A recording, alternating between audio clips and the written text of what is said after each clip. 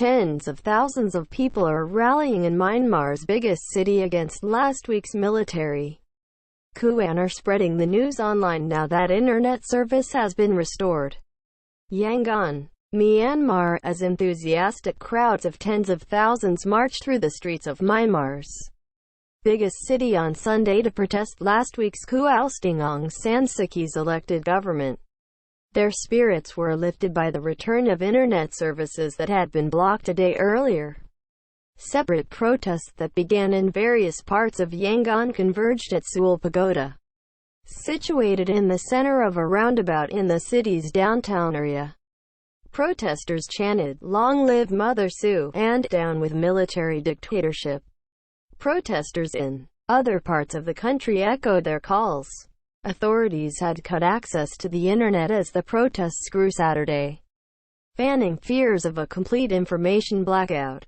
On Sunday afternoon, however, internet users in Yangon reported that data and access on their mobile phones had suddenly been restored. The demonstrators are seeking to roll back last Monday's seizure of power by the military and demanding the release from detention of Suu Kyi, the country's ousted leader, and other top figures from our National League for Democracy party.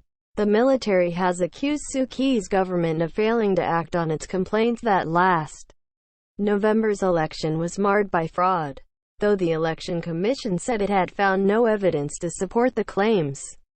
The growing protests are a sharp reminder of the long and bloody struggle for democracy in a country that the military ruled directly for more than 5 decades before loosening its grip in 2012. Suu Kyi's government, which won a landslide election in 2015, was the first led by civilians in decades, though it faced a number of curbs to its power under a military-drafted constitution.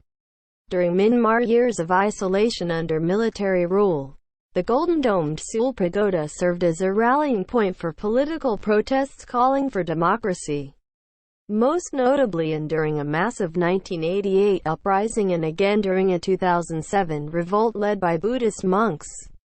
The military used deadly force to end both of those uprisings, with estimates of hundreds if not thousands killed in 1988.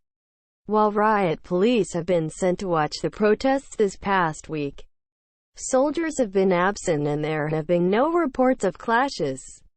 Several videos posted online Sunday that were said to be from the town of Myawaddy, on Myanmar's eastern border with Thailand, showed police shooting into the air in an evident effort to disperse a crowd. There were no signs of panic and no reports of injuries, showing little fear. Protest crowds have grown bigger and bolder in recent days, while remaining nonviolent in support of a call by Suu Kyi's party and its allies for civil disobedience. In one of Sunday's gatherings, at least 2,000 labor union and student activists and members of the public gathered at a major intersection near Yangon University. They marched along a main road, snarling traffic. Drivers honked their horns in support.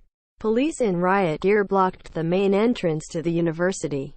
2 water cannon trucks were parked nearby. The mostly young protesters held placards calling for freedom for Suu Kyi and President Win Myint, who were put under house arrest and charged with minor offenses, seen by many as providing a legal veneer for their detention.